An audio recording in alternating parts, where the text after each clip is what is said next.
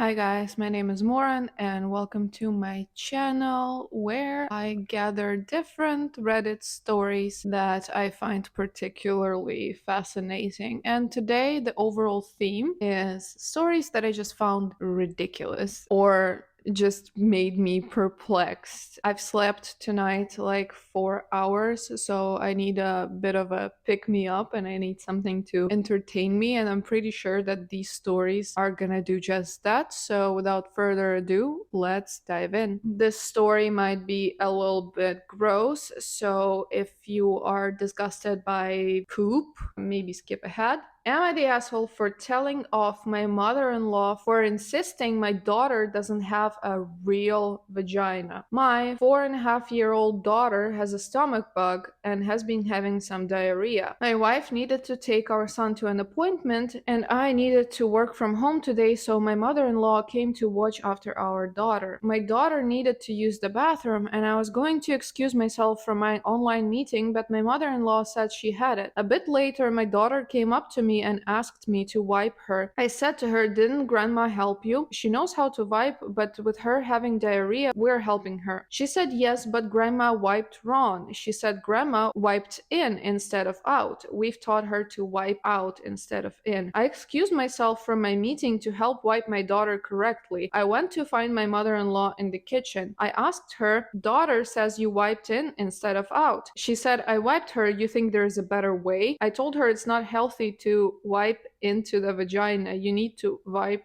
out. She said, "And you have a vagina?"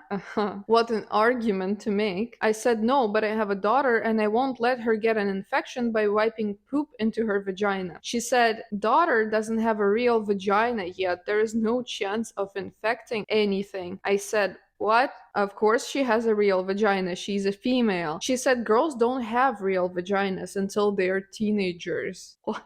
And that there is no chance of any infection because their vagina doesn't actually develop until they're a teenager. I was dumbfounded. Reasonably so. I'm very confused right now. And I got angry. I said to her, "You're a woman. You raised 3 daughters. I'm married to one. You can't possibly be this stupid." She told me I'm out of line and said if I can't appreciate her help, then she's leaving. I told her I'm perfectly, in fact, definitely more than capable than her of caring for my daughter and that she's welcome to get out. She did leave, and about 10 minutes later, my wife called me and said her mom was furious with me and said I was terrible to her and made her leave without any reason. After explaining, my wife is on my side. I mean, you're definitely not the asshole. I am speechless from the way the mother-in-law doesn't know basic physiology. And it's always really confused me when people have no idea how their bodies work, and especially when it comes to reproductive system, because I've encountered in my life a lot of cases when girls for some reason don't understand how their periods work. I mean, I can get how men sometimes don't get it, which is also terrible, but to see women who don't understand how their body works and how their vagina works is just so bizarre to me. And I think the author's reaction was harsh, but reasonably so, because how can you actually raise 3 daughters and be a middle-aged woman and still think that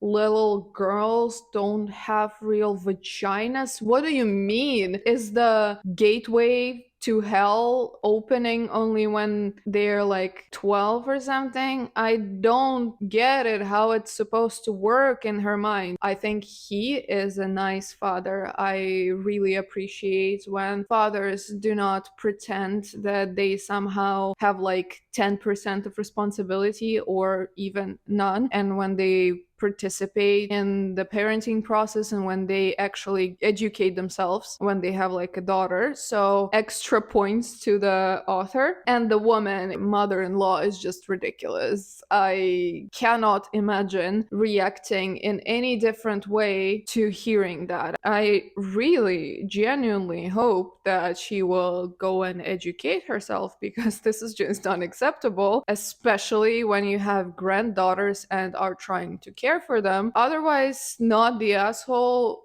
Good parenting. Love it. Let's move on. The next one is a very, very short admission from a true off my chest, and I couldn't not include it. It just made me laugh. I can't stop saying McLovin. It started off as a joke. Damn, Frank sure is McLovin that pizza, but now I've started to say McEpic, McSwag, McStupid, and I cannot stop. I told my history teacher she was McCute. This is becoming a problem. Not only did I find this hilarious, I also loved the top comment. Bet you also say kiddo, doggo, and moist. No, he says muck kiddo, muck doggo, and muck moist. Feel for the author, but now I'm also kind of afraid that I'm gonna start saying McLovin, and it scares me. Anyway, this was just a tiny transition before we go into a story that I found ridiculous, but at the same time that made me angry. Am I the asshole for yelling at my mother-in-law's husband for telling my daughter why he doesn't like Cinderella? We are currently in between places and staying with mother-in-law, who I have an awful relationship with, and her husband, who we have some bad history with. Still, we are thankful they're helping us out. My daughter, 11, was having her younger cousin over for a sleepover with mother-in-law's permission, so I was telling her how she needs to find a movie that is appropriate for her cousin. She said her cousin likes Cinderella, and mother-in-law's husband decided to butt in and announce he hates that movie. Nobody asked you, Patrice.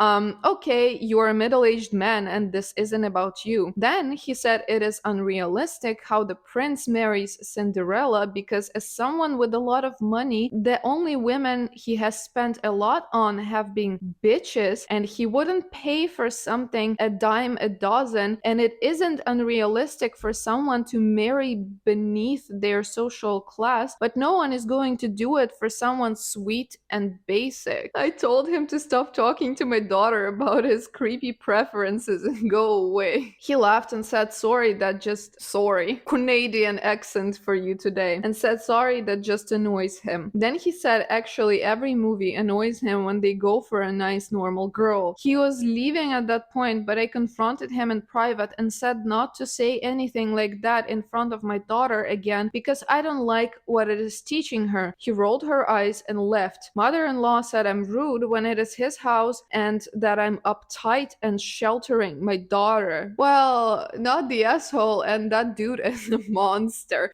First of all, I don't see a tiniest reason why he decided to insert himself into that conversation. Second, I don't see why he decided to traumatize girls, but I mean, he's probably a sexist, so he thinks it's okay, and the girls should learn from the very young age that they have to be a certain way for men to like them or whatnot. And third, it is very upsetting to me that the mother is enabling him and that she took his side because as a woman, she should know better. I find this whole situation absolutely fucking ridiculous, and I don't understand what his problem is. Like, every movie annoys him when they go for a nice normal girl. I'm very confused as to his framework and his hierarchy of women that he seems to have, because this is just very strange. If he has such strong opinions about Cinderella, I can only wonder, with a bit of fear, what he says on other subjects. I cannot imagine living with him and listening to the bullshit he spews all over the place unprompted, because remember, he doesn't see any problem with inserting himself into a conversation. So probably this is a regular occurrence in their home, and I feel very sorry for the author and her husband and her daughter, and I really hope they are long out of this situation. While we are on the topic of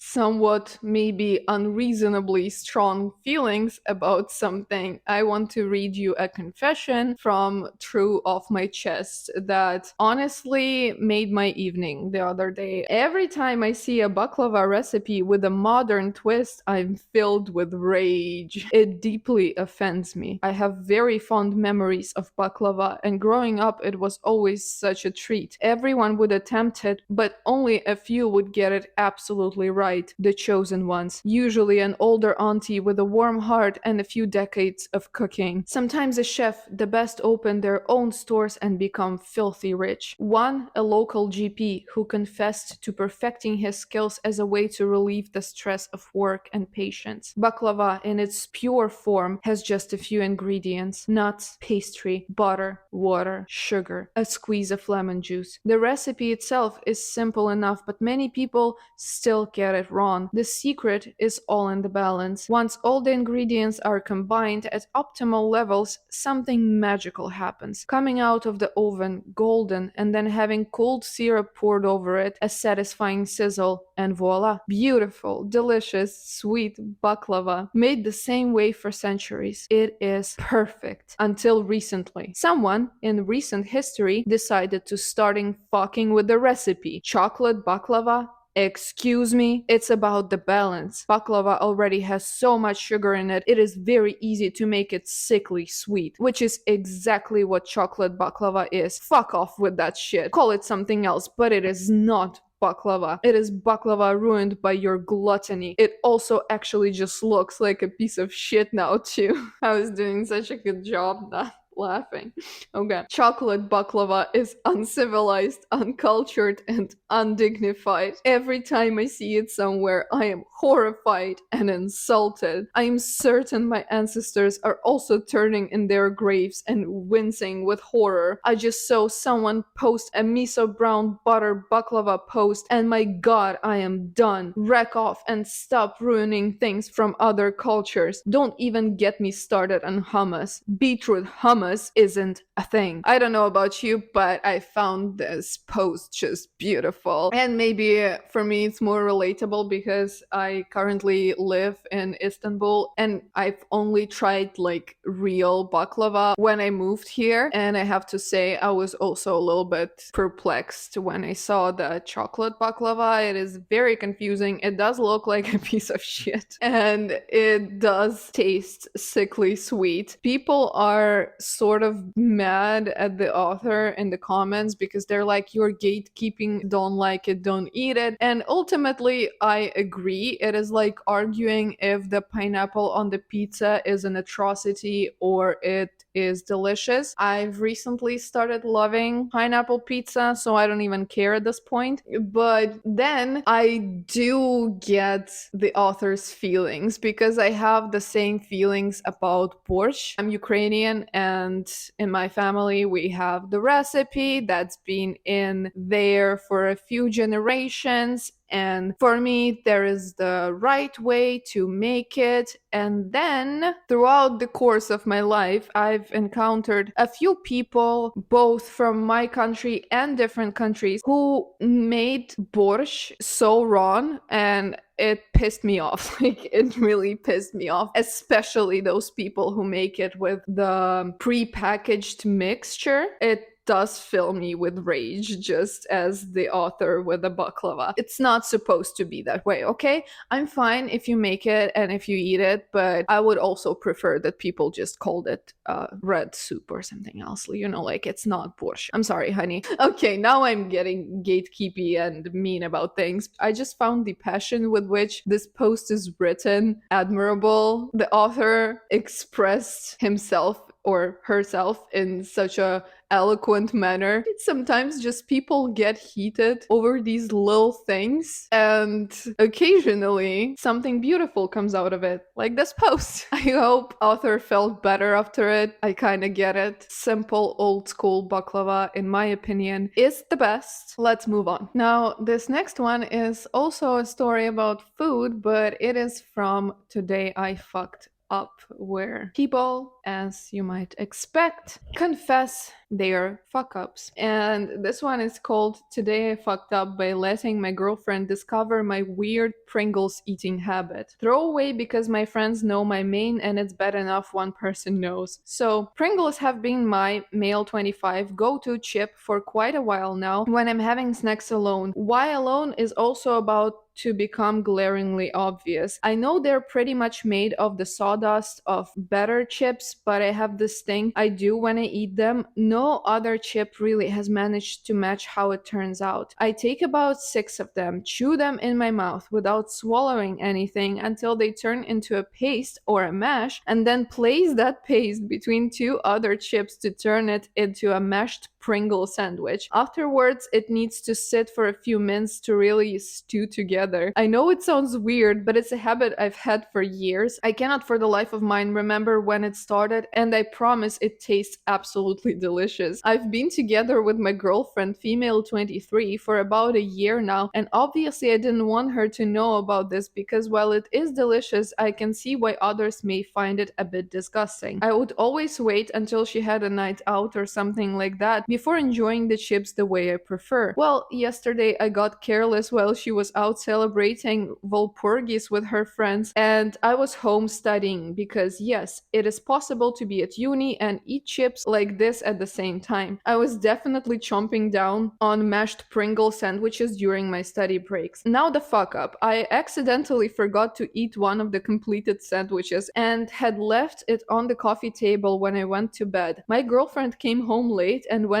instantly to bed, but this morning she found it and asked me what the hell it was. I had little choice but to describe the process in detail, and she just kind of shook her head in disbelief. I tried to explain that it's just a harmless quirk and it tastes so much better, but she was still pretty grossed out. So I am now banned not only from eating mashed Pringle sandwiches in the house, but also Pringles overall, as she says I cannot be trusted with them anymore. But surely I cannot be the only one that eats them like this. She has agreed that if there are enough other people to back me up on here, I will be allowed to have chips again, and she will even try one herself. Help me out, would you all? Well, the way the Pringle sandwich is made is certainly really fucking gross. I don't want to shame the author, but I would not do that. I find it very alarming that the girlfriend is now forbidding him from eating not only the chip sandwiches but Pringles overall. What do you mean he cannot be trusted with them? It's not like a gun or a bag of sleeping pills. It's just chips and he can enjoy them if he wants. I don't see what's the big deal is, and I would more pay attention to the weird dynamic